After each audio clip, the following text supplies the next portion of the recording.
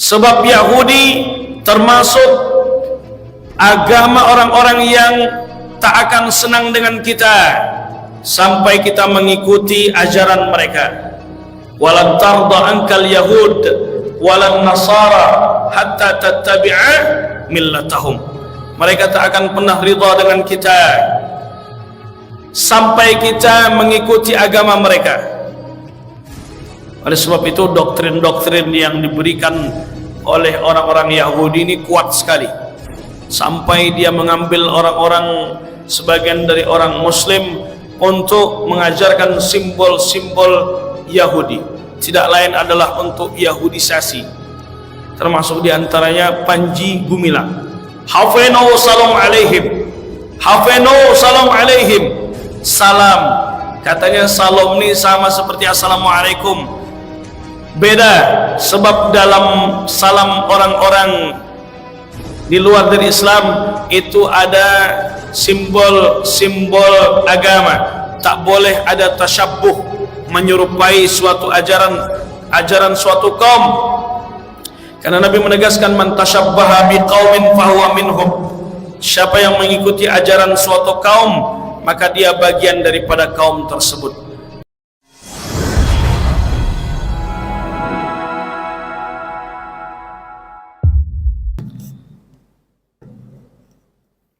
Bismillahirrahmanirrahim. Assalamualaikum warahmatullahi wabarakatuh.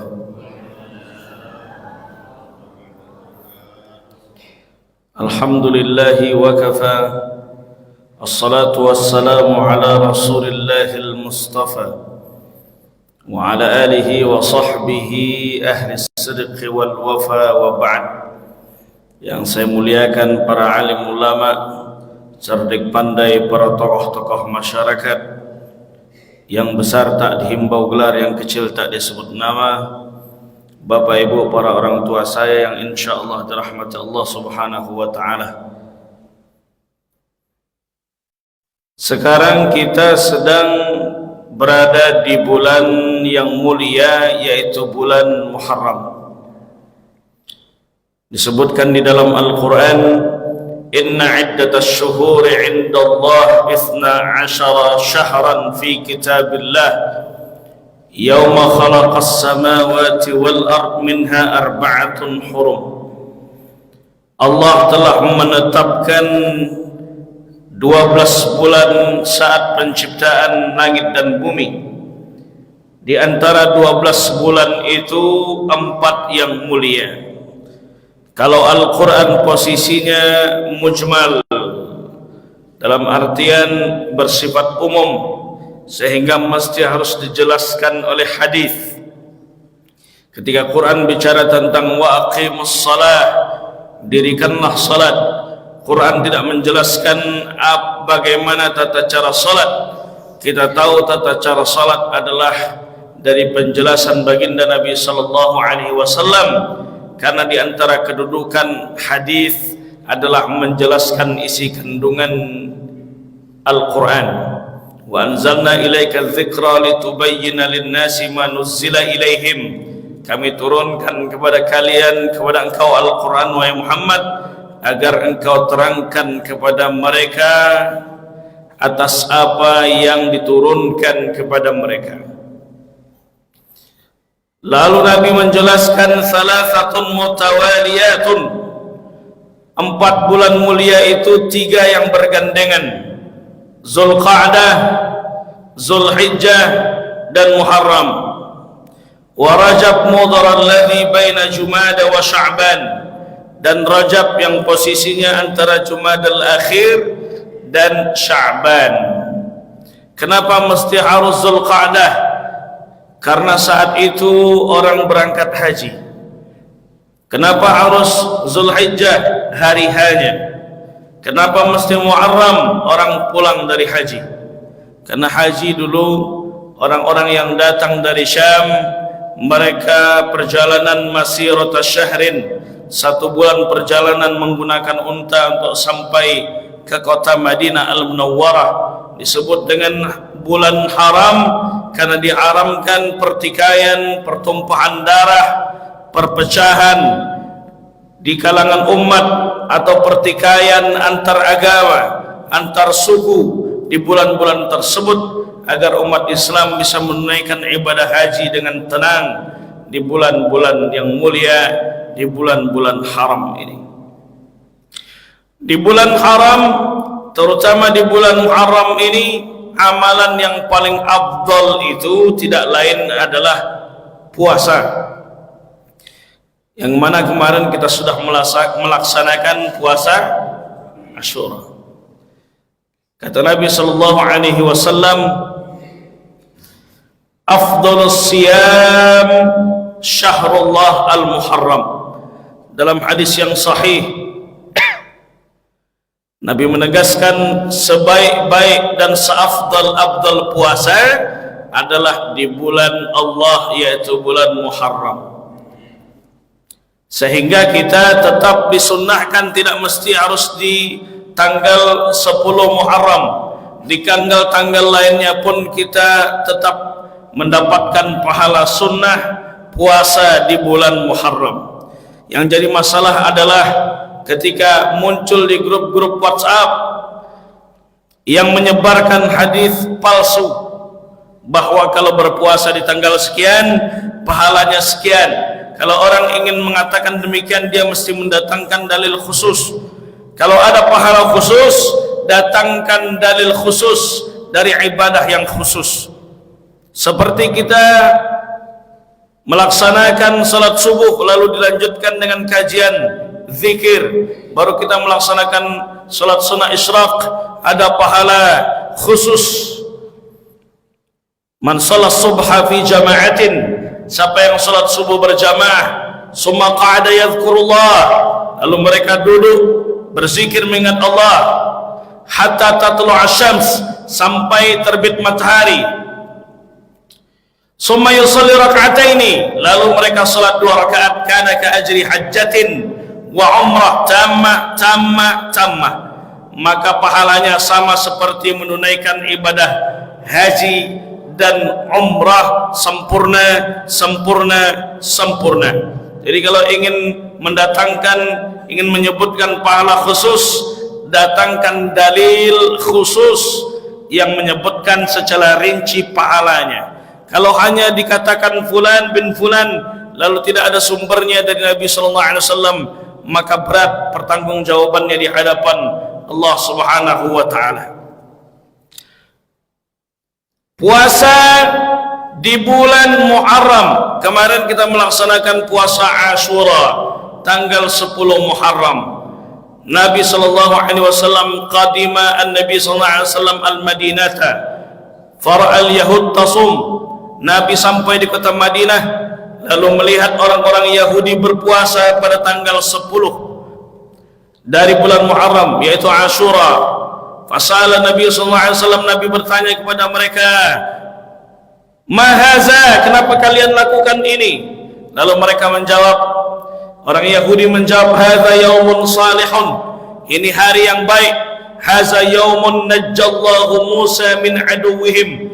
Najjallahu Bani Israel min aduwwihim. Hari di mana Allah menyelamatkan Musa dan pengikutnya Bani Israel dari kejaran Fir'aun. Fasamahu Musa syukran lahu. Lalu Nabi Musa berpuasa pada tanggal 10 Muharram, tidak lain adalah atas kesyukuran keselamatan yang dia terima dari Allah Subhanahu wa taala. Lalu Nabi menegaskan, nahnu ahaqqu minkum bi Musa, kami lebih berhak atas Musa daripada kalian. Wa nahnu nasumuhu ta'ziman lahu, kami berpuasa juga mengagungkan hari kelahiran Nabi, hari diselamatkannya Nabi Musa alaihi salam. Asyura tanggal 10 Muharram. Tapi Nabi SAW memerintahkan kita untuk kita menyelisihi Yahudi, khaliful Yahud, selisihilah Yahudi. Dengan apa? Dengan melaksanakan puasa di tanggal 9-nya atau di tanggal 11-nya. Tanggal 9 disebut dengan Tasu'a. Kata Nabi, la'in baqitu fi qabilin la asumanna. Kalau tahun depan aku masih hidup, maka aku akan berpuasa di tanggal 9 Muharram. Tapi qadarullah, Allah menjemput baginda Nabi SAW lebih dulu, sehingga beliau tidak sempat melaksanakan puasa Tasu'a. 10 Muharram ini punya banyak peristiwa penting. Di antaranya diselamatkannya Nabi Nuh dari bahtera banjir adalah pada tanggal 10 Muharram, saat Nabi Nuh alaihi salam berdakwah kepada umatnya 950 tahun. Tapi di antara umatnya ini tidak mau beriman kepada Nabi Nuh, yang beriman hanya segelintir saja. Bahkan putranya sendiri tak sampai hidayah kepadanya, Kan'an.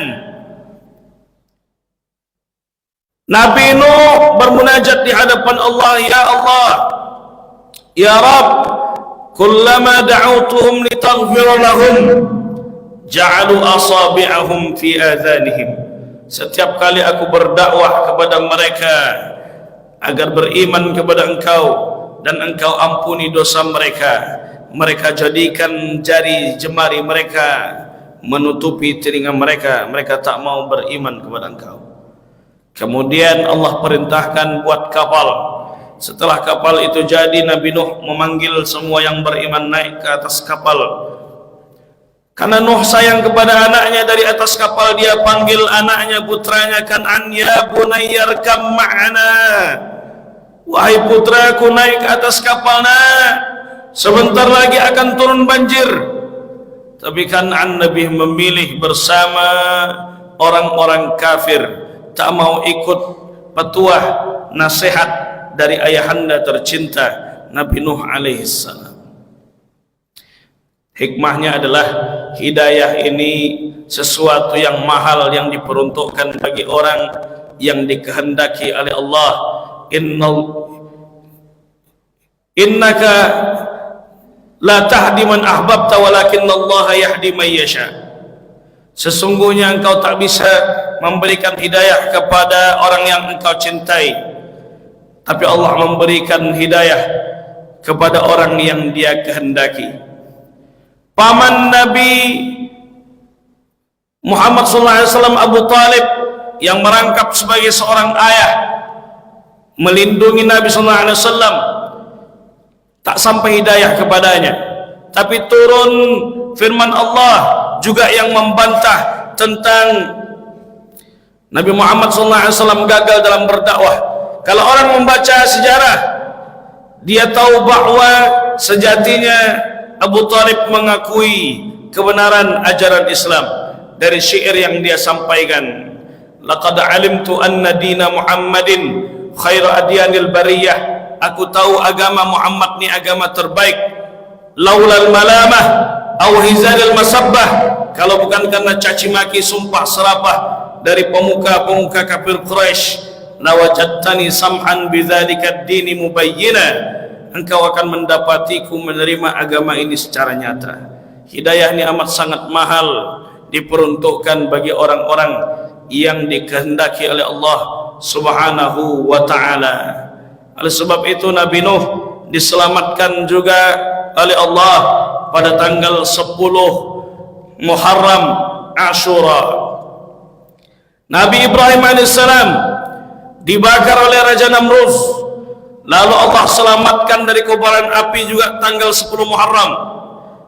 Allah berfirman, ya nar kuni bardan wa salaman ala Ibrahim, wahai api, jadilah engkau dingin dan keselamatan bagi Nabi Ibrahim, sehingga api itu sedikit pun tidak membakar jasad dari Nabi Ibrahim alaihissalam.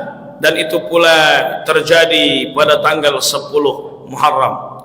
Nabi Adam alaihissalam dikeluarkan dari surga, lalu Nabi Adam alaihissalam diturunkan ke muka bumi bersama istrinya Siti Hawa, disebabkan karena dia melanggar apa yang Allah larang. Wala taqraba hadhihi syajarata fatakuna minaz zalimin, jangan dekati pohon khuldi ini, engkau akan menjadi orang yang zalim. Lalu Allah kirimkan Nabi Adam alaihissalam ke Bukit Himalaya, yang satu lagi ke Jeddah, Siti Hawa. Dijelaskan dalam kitab Al-Bidayah wan Nihayah karangan Imam Ibnu Katsir bahwa mereka sekian tahun, sekian lama tak berjumpa, lalu mereka berjumpa di sebuah bukit batu yang sekarang dinamakan dengan Arafah. Arafah dalam bahasa Arab artinya mengenal. Arafah, mengenal, karena mereka ini ketika berjumpa seolah-olah saling mengenal. Jumpa di sebuah bukit batu yang sekarang disebut dengan Jabal Rahmah. Jabal, bukit Rahmah, cinta, bukit cinta, di mana di situ cinta lama bersemi kembali, CLBK. Doa di situ mustajab. Tapi ibu kalau seandainya berangkat umroh, bapak naik ke atas, kalau seandainya alasannya beli batu cincin di atas, ikuti. Dengarkan, suruh bapak tuh baca doa yang keras. Nanti khawatir doanya salah. Berdoa, ya Allah, lunakkan hati istriku ya Allah, untuk menerima kehadiran yang kedua ya Allah. Tak sanggup ibu nanti. Makanya suruh berdoa yang keras. Kalau perlu tak usah, bapak tak usah naik ke atas. Jabal Rahmah, bukit cinta. Lalu Nabi Adam alaihissalam bermunajat di hadapan Allah, berdoa, ada istighfar khusus yang beliau baca. Rabbana zalamna anfusana wa illam taghfir lana wa tarhamna lanakunanna minal khasirin. Ya Allah, ampuni aku telah menzalimi ya Allah diriku sendiri, maka kalau tak Engkau yang mengampuni, aku akan menjadi orang yang rugi serugi-ruginya. Lalu Allah mengampuni dosa Nabi Adam setelah membaca istighfar tersebut. Istighfar ini mesti harus kita dawamkan, lazimkan.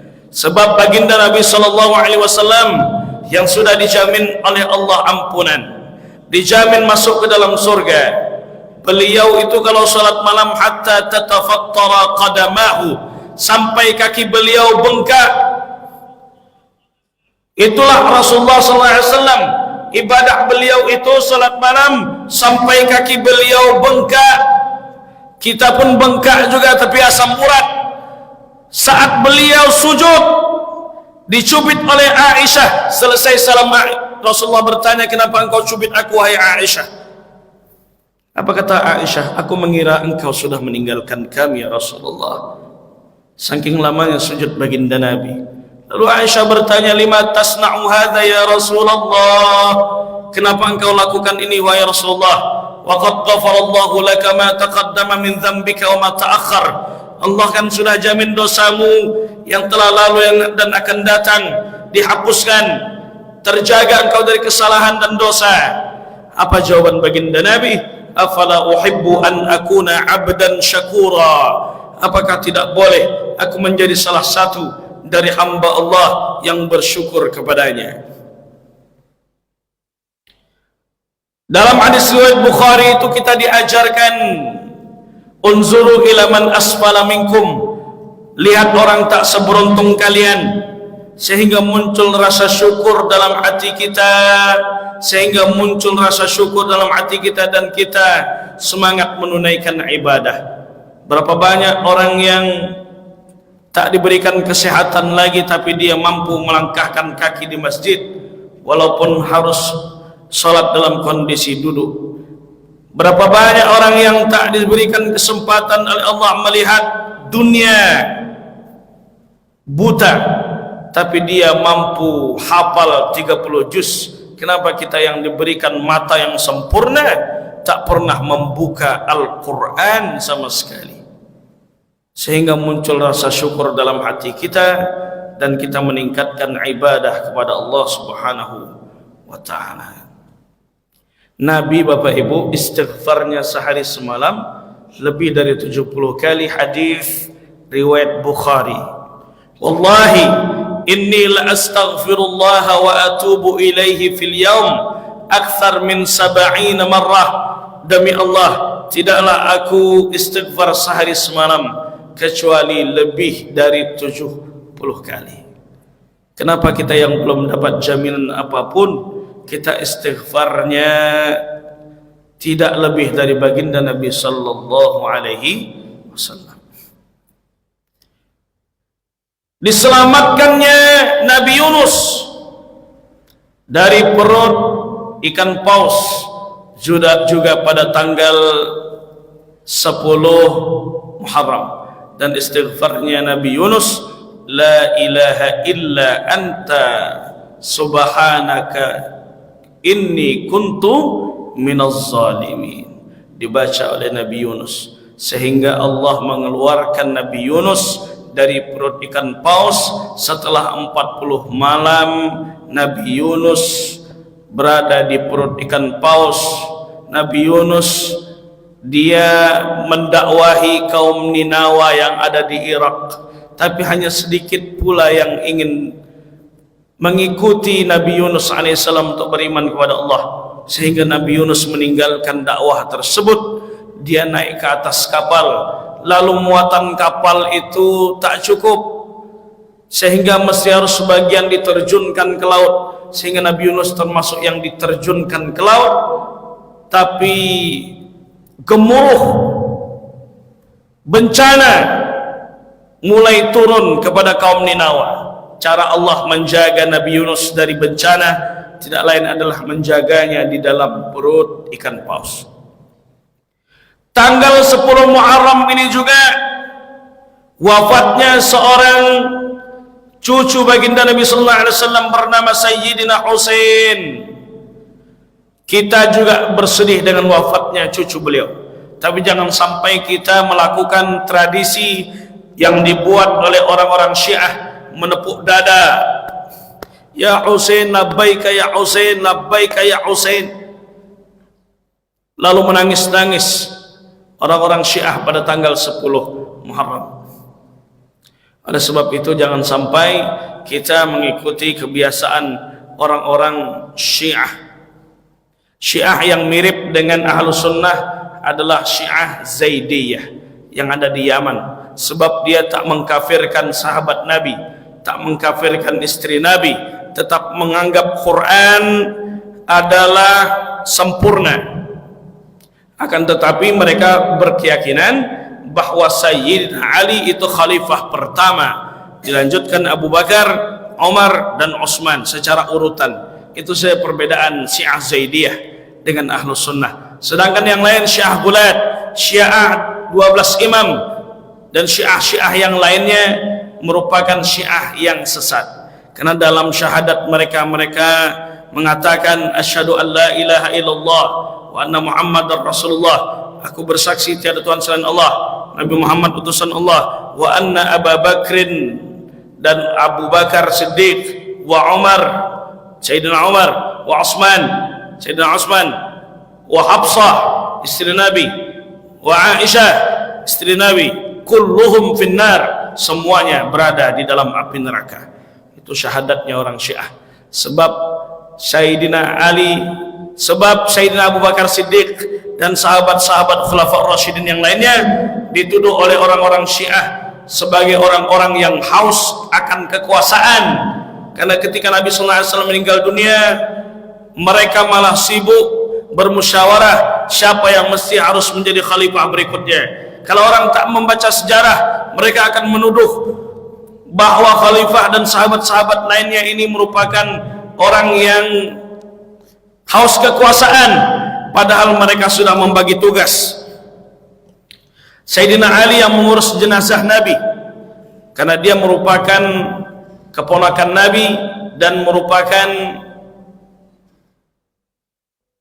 dia merupakan keluarga terdekat bagi Nabi, menantu Nabi, Sayyidina Ali, suami dari Fatimah Az-Zahra. Kemudian Abu Bakar dan sahabat lainnya bermusyawarah di Saqifah Bani Sa'idah, sebab umat tidak bisa tanpa pemimpin walaupun sehari, nanti umat akan kacau balau. Maka mereka berada di sana bermusyawarah siapa yang berhak menjadi khalifah pengganti setelah wafatnya baginda Nabi sallallahu alaihi wasallam. Maka yang terpilih adalah Abu Bakar Siddiq, karena ketika Nabi sallallahu alaihi wasallam beliau berhalangan menjadi imam, Rasulullah memerintahkan Abu Bakar yang menggantikan untuk menjadi imam. Bapak Ibu yang dirahmati Allah Subhanahu wa taala, itulah keyakinan orang Syiah bahwa sahabat-sahabat ini banyak yang kafir karena dianggap haus akan kekuasaan. Padahal sehari itu tanpa pemimpin tak bisa. Sebagaimana kalau wali kota itu sudah tak ada lagi, maka yang diangkat PJ. Untuk provinsi diangkat PLT. Karena umat ini tak bisa tanpa pemimpin dalam sehari. Bapak Ibu yang dirahmati Allah Subhanahu wa taala. Ada puasa-puasa lainnya selain daripada puasa Asyura. Banyak sekali. Setelah Ramadan, kita ini ingin setiap hari itu dijadikan sebagai Ramadan. Betul Bapak Ibu? Karena suasana Ramadan itu membuat kita bahagia. Kita rindu dengan suasana Ramadan. Tapi Allah Subhanahu wa taala sayang dengan kita. Maka Allah tetap mensyariatkan banyak jenis puasa selain daripada Ramadan, puasa-puasa sunnah. Termasuk diantaranya puasa 6 hari setelah Ramadan. Puasa Syawal, man shama Ramadan, siapa yang puasa Ramadan, summa atba'ahu sittan min Syawal, lalu diikut sertakan dengan puasa 6 hari di bulan Syawal, kana kasiyamid dahri, maka pahalanya sama seperti puasa setahun penuh. Ada lagi puasa Senin Kamis. Nabi SAW ditanya, kenapa engkau puasa hari Senin dan Kamis wahai Rasulullah? Turfa'ul a'mal, kata Nabi, amal kita diangkat yaumal itsnaini wal khamis, hari Senin dan Kamis.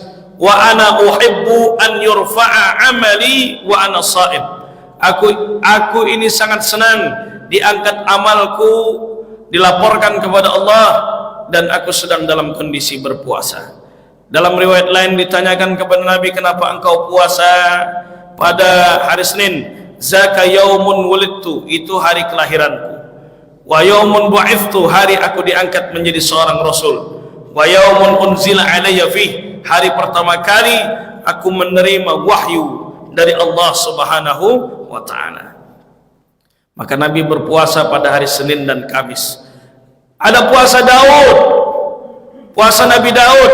Kata Nabi sallallahu alaihi wasallam, Abdul Siyam sauma akhi Daud, sebaik-baik puasa adalah puasa yang dilakukan oleh saudaraku Nabi Daud. Kana yasumu yauman wa yuftiru yauman, beliau itu puasa sehari buka sehari, puasa sehari buka sehari. Tapi Nabi SAW tidak mengerjakannya, sebab baginda Nabi SAW hanya sekedar mengapresiasi, dan itu boleh kita kerjakan, disunnahkan bagi umat baginda Nabi SAW.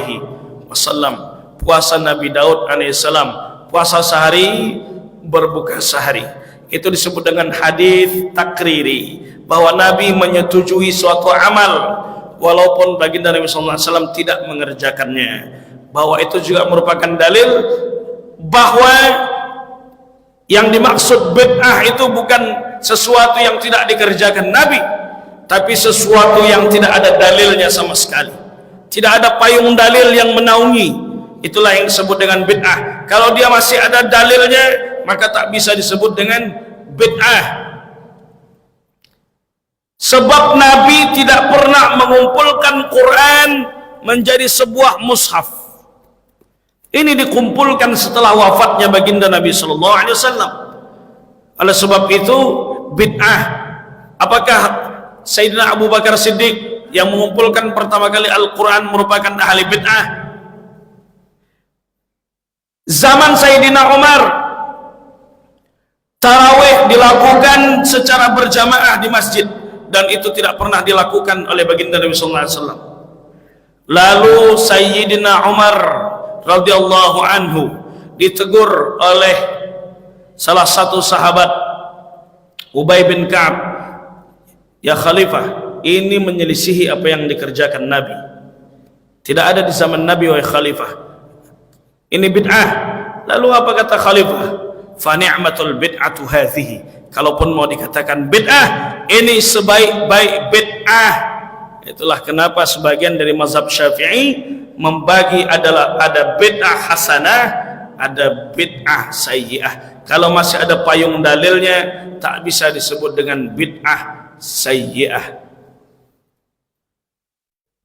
Rasulullah SAW tidak mengerjakan puasa Daud, tapi beliau menganjurkan kepada umatnya untuk melaksanakan puasa Nabi Daud alaihissalam. Bapak Ibu, Nabi Daud istrinya 100. Sikit atau banyak tuh? Makanya kalau seandainya kita mendengar istri Nabi Muhammad itu 9, dalam riwayat lain istri Rasulullah itu 11.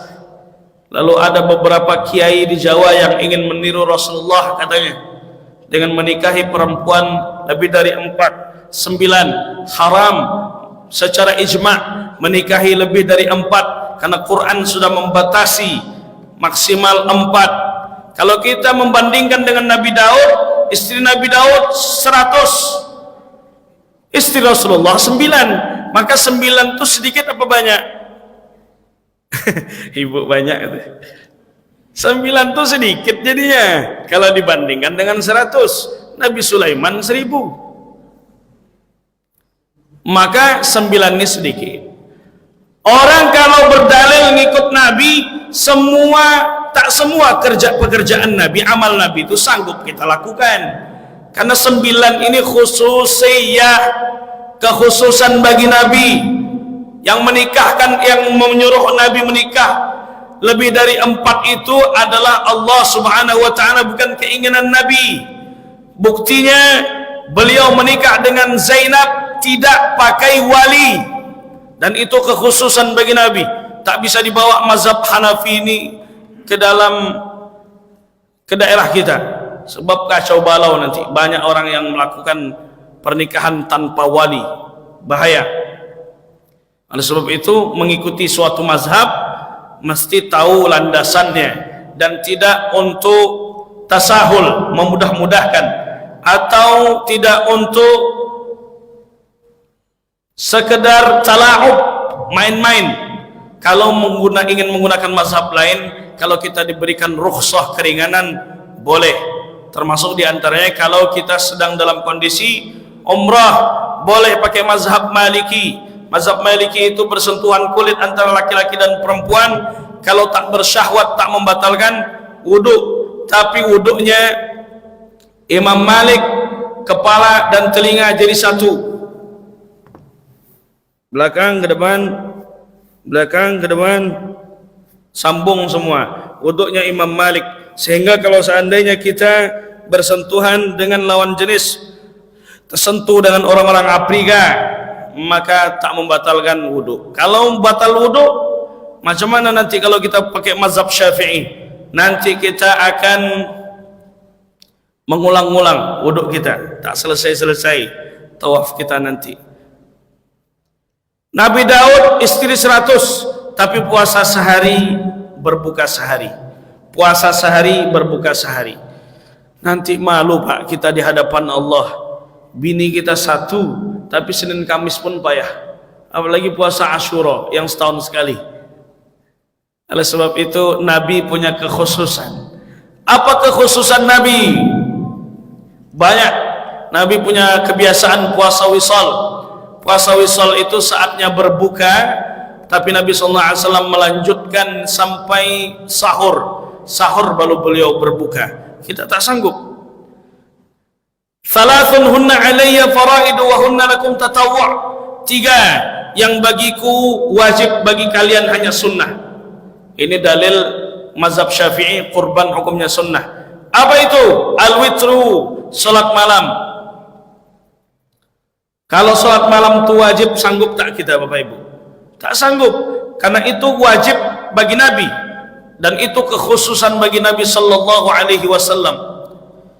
Yang sholat subuh aja banyak yang bangun jam 9. Jam 9 baru diqadha. Boleh diqadha. Kalau kita bangun jam 7, jam 8, boleh diqadha jam 8. Karena dalam hadis sahih dikatakan, rufi'al qalam an thalathin. malaikat itu tak akan mencatat, dia akan mengangkat penanya kepada 3. Tak akan dicatat dosa bagi yang 3. Anin naim hatta yastaiqiza, bagi yang tertidur sampai dia terbangun lagi. Waktunya salat zuhur, kita baru bangun asar, maka diqada zuhur kita di waktu asar. Wa anis sabi hatta yahtalima, bagi anak kecil bayi sampai dia mimpi, artinya sampai dia balik, dosa tak akan dicatat. Wa anil majnun hatta ya'qila, dan bagi yang gila sampai dia kembali berakal. Itulah untungnya jadi orang gila, dosa tak akan dicatat. 2023 ini belum lagi, 2024 banyak. Bapak Ibu yang dirahmati Allah Subhanahu wa taala. Oleh sebab itu,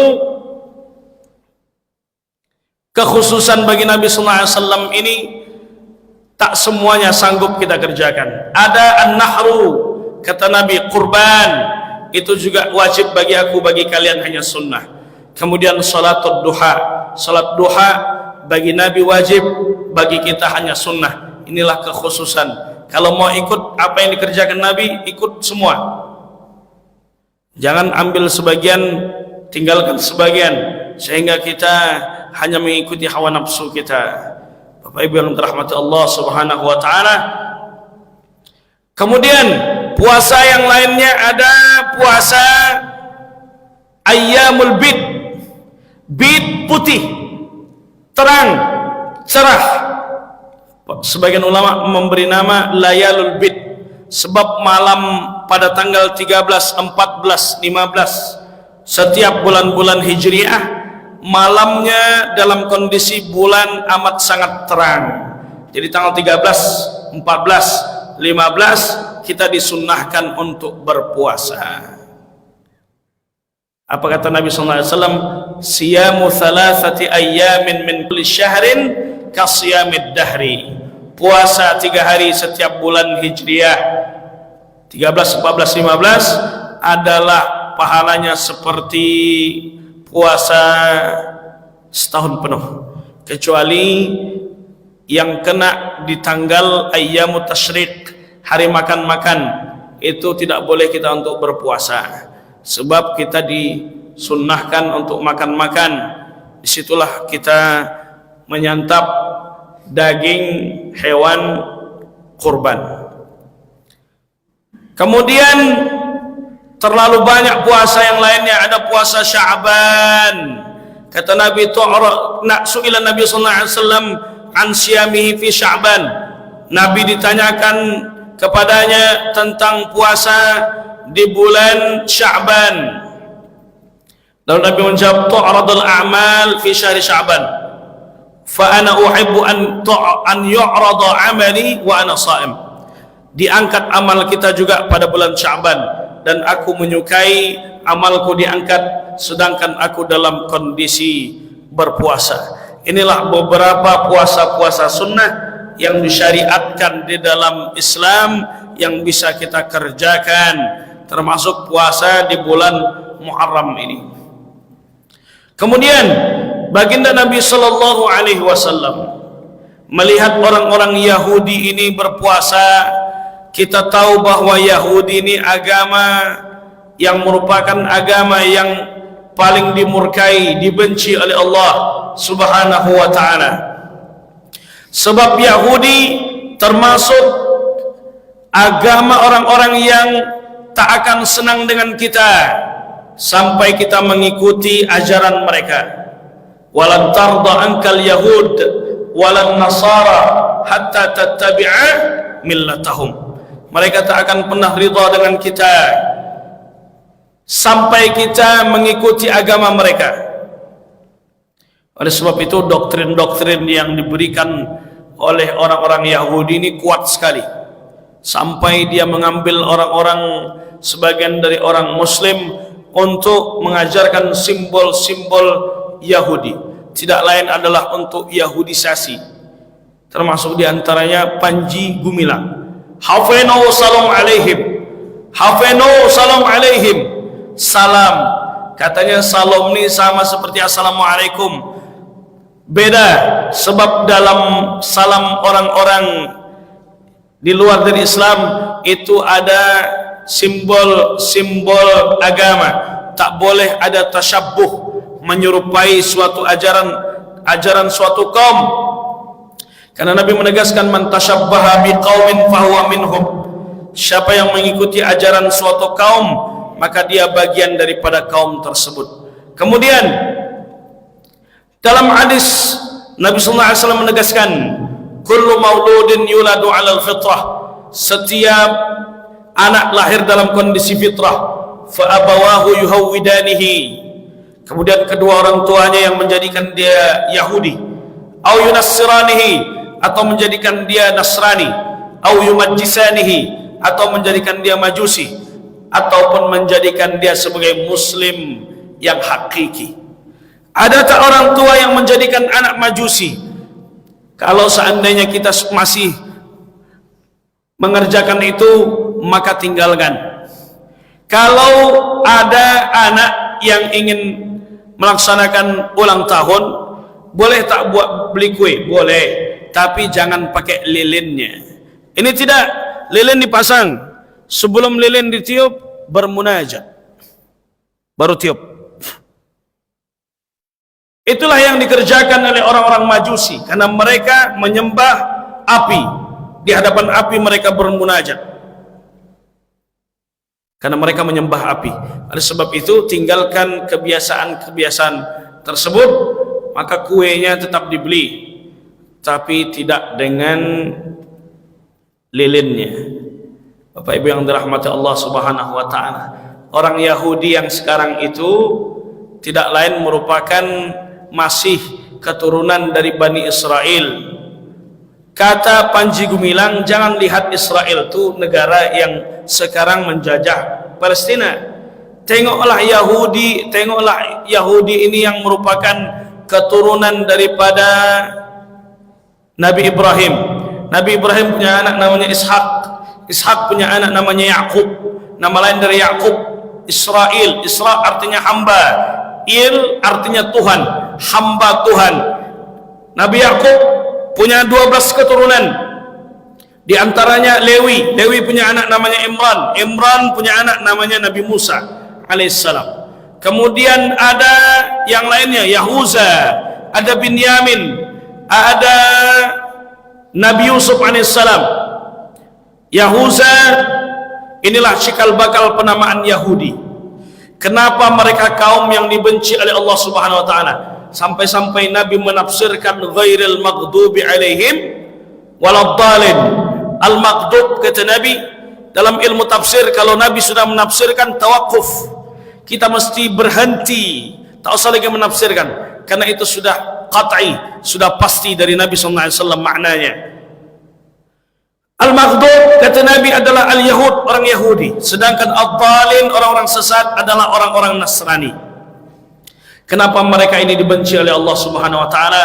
Karena mereka mengingkari ayat-ayat Allah, mengingkari nikmat-nikmat Allah, dan membunuh para nabi dan rasul dengan cara yang batil. Di antara nabi yang mereka bunuh, Nabi Yesaya.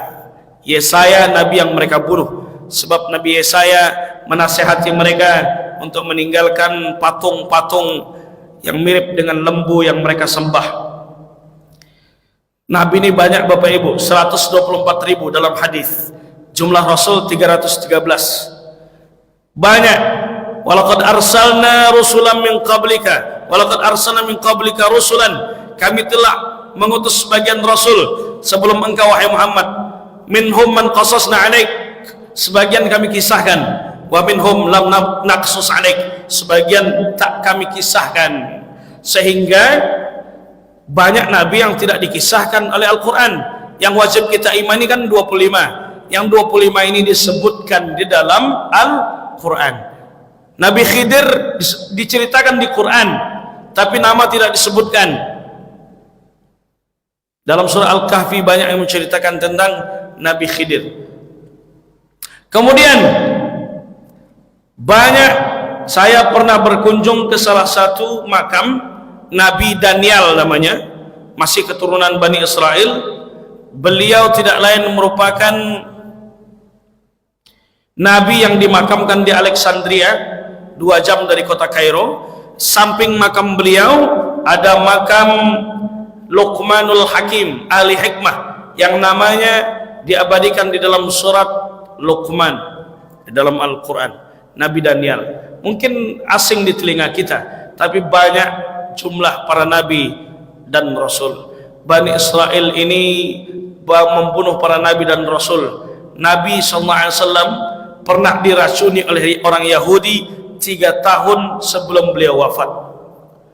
Beliau makan racun yang dikasih itu ditaruh di daging kambing, karena beliau SAW menyukai daging kambing di bagian paha. Hadis riwayat Bukhari dari Abu Hurairah, beliau suka daging kambing. Oleh sebab itu jangan takut makan daging kambing. Sekarang orang takut makan daging kambing, takut kolesterol. Padahal kambing tidak mengandung kolesterol, kambing mengandung anaknya. Jangan takut Pak makan daging kambing, makan sebanyak-banyaknya, sehat. Ya Pak? Makan daging kambing? Oh, gulai kambing. Kambing yang udah digulai, jangan dagingnya ya Pak.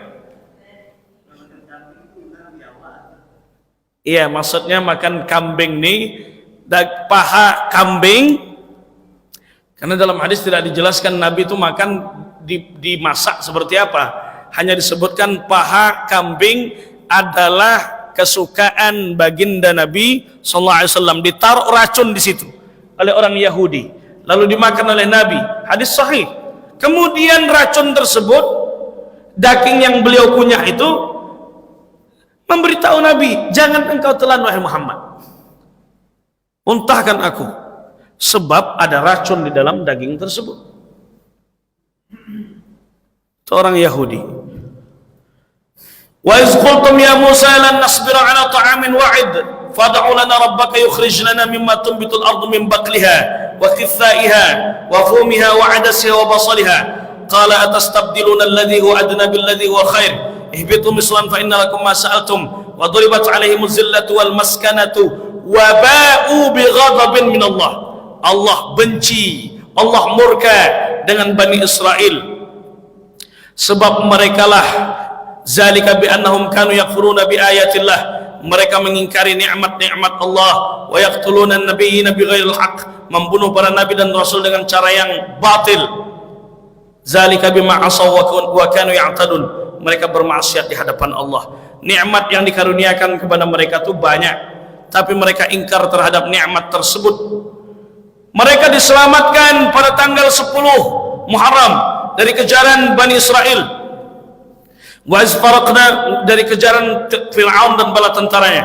Wa iz faraqna bikumul bahra fa anjaynakum, ingatlah ketika Laut Merah ini kami belah, kami selamatkan kalian. Musa sampai di ujung, Fir'aun masih di tengah, lalu Allah tutup kembali Laut Merah, habis Fir'aun. Wa aghraqna ala fir'auna wa antum tanzurun, kami tenggelamkan Fir'aun, kalian menyaksikan itu. Kemudian ketika ditenggelamkan Fir'aun, jasadnya diutuhkan oleh Allah. Al-yawma nunajjika bi badanika litakuna liman khalfaka ayah, hari ini kami utuhkan jasad engkau wahai Fir'aun, supaya menjadi pelajaran bagi orang-orang sesudah engkau. Jangan jadi orang sombong, karena Fir'aun menganggap dirinya hebat.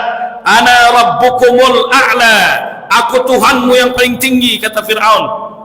Fir'aun membangun 7 piramid, 3 yang besar, 4 yang kecil. Saya masuk yang besar.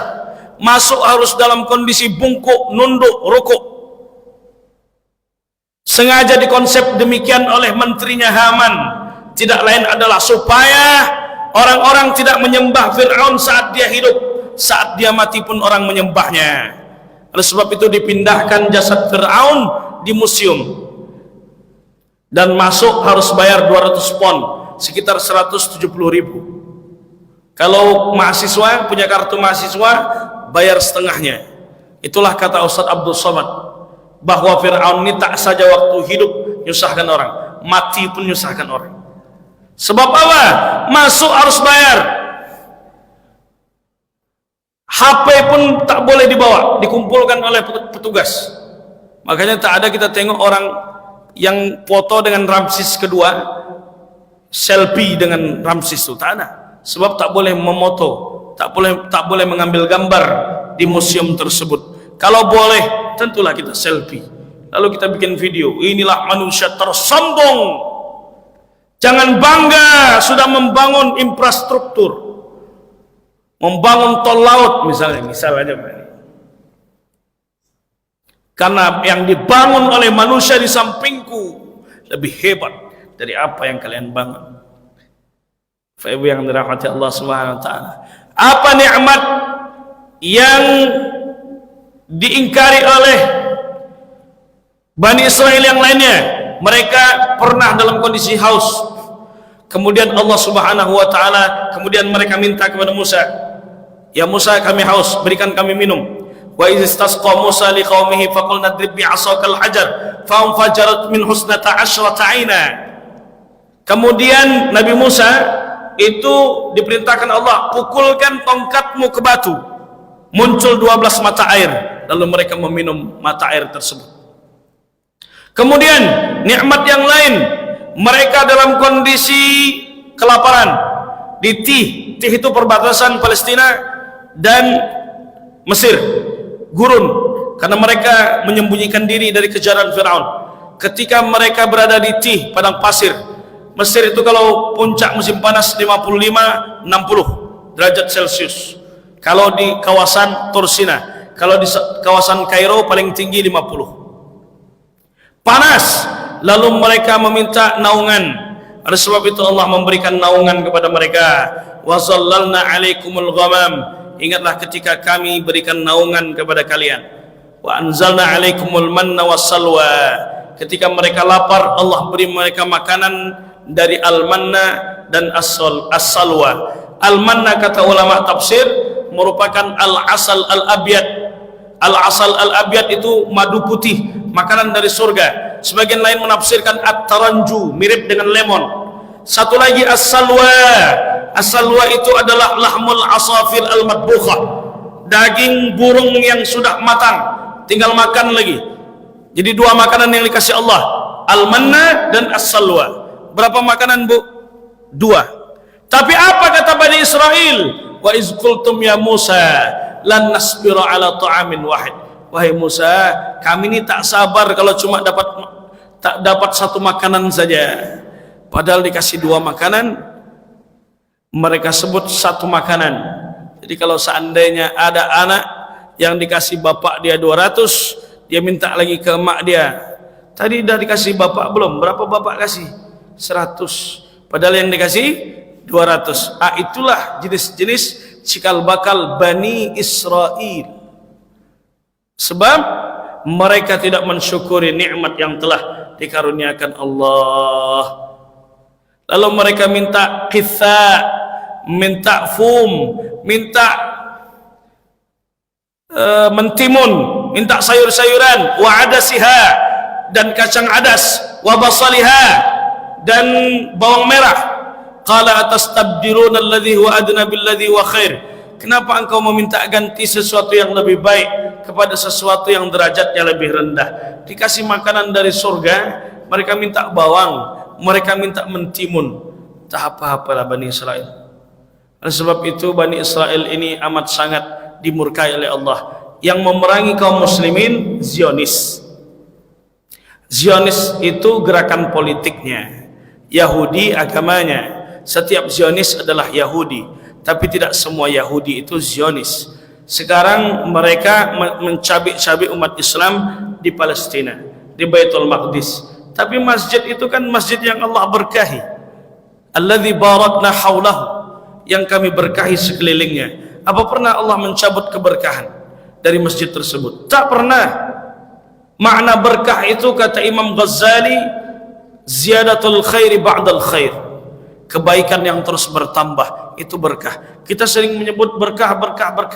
Yang dimaksud berkah itu adalah kebaikan yang konsisten terus menerus. Kebaikan pada jasad sehat, kebaikan pada harta, pada anak, pada keluarga, pada dagangan, keberkahan dalam harta. Ada kebaikan-kebaikan yang nanti akan mempengaruhi hati kita. Kalau yang kita makan tidak berkah, maka hati ini keras, tak ada kenikmatan dalam ibadah. Sebanyak apapun ibadah yang kita lakukan, tak ada rasa nikmat, hambar. Sebab yang kita makan adalah sesuatu yang tidak diberkahi oleh Allah Subhanahu wa taala. Oleh sebab itu Allah tetap menyiapkan orang-orang terbaik yang menjaga Al-Aqsa sampai hari kiamat, tak akan pernah dikuasai oleh Zionis.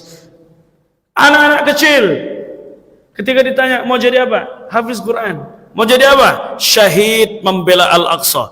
Itu cita-cita anak kecil di Palestina. Sehingga mereka tak takut. Mereka sudah ditawarkan oleh Amerika, kami kasih kalian kehidupan mentereng, tinggalkan Gaza, tinggalkan Palestina. Diancam mereka, dihancurkan rumah mereka, dibunuh anak mereka, dibunuh istri mereka, dibunuh orang tua mereka. Apa mereka meninggalkan Palestina? Tak. Diancam mereka dengan senjata, mereka tetap melaksanakan sholat Jumat, sholat tarawih di Palestina, karena di situ tempat yang Allah berkahi sekelilingnya.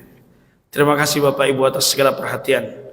Mohon maaf atas segala kekurangan. Saya subuh kemarin mengisi kajian di Baitus Salam Jalan Pemuda. Bukan Jalan Pemuda yang ini, Jalan Pemuda Tampan. Di Tampan dekat Kulim. Kulim Tampan.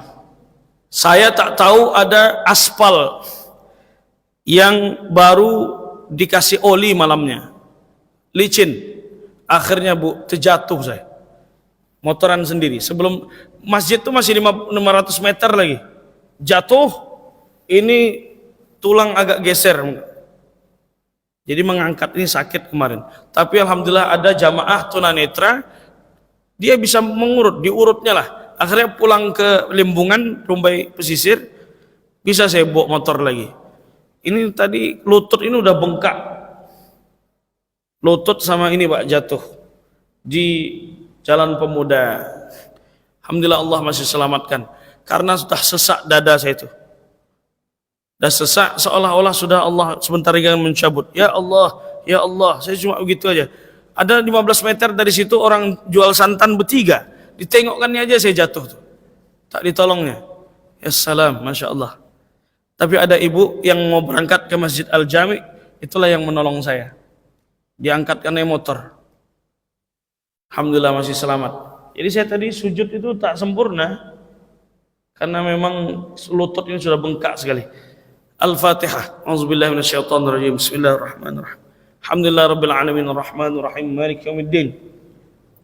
Iyyaka na'budu wa iyyaka nasta'in ihdinas siratal mustaqim. Siratal ladzina an'amta 'alaihim ghairil maghdubi 'alaihim waladdallin. Amin. A'udzubillahi minasyaitonir rajim. Bismillahirrahmanirrahim. Alhamdulillahirabbil alamin. Assalatu wassalamu ala asyrafil anbiya'i wal mursalin wa ala alihi wa sahbihi rasulillahi ajma'in. Allahumma la tada' lana fi maqamina hadza dhanban illa ghafartah wa la hamman illa farajtah wa la maridan illa shafaitah wa la mayyitan illa rahimtah wa la musafiran illa wassaltah wa la hajatan min hawaijid dunya illa qadaitaha wa yassartaha ya rabbal alamin. Allahumma inna nas'aluka imanan daima wa qalban khashi'a wa yaqinan sadiqa وعملا متقبلا ورزقا حلالا طيبا مباركا وشفاء من كل داء وسقم برحمتك يا أرحم الراحمين.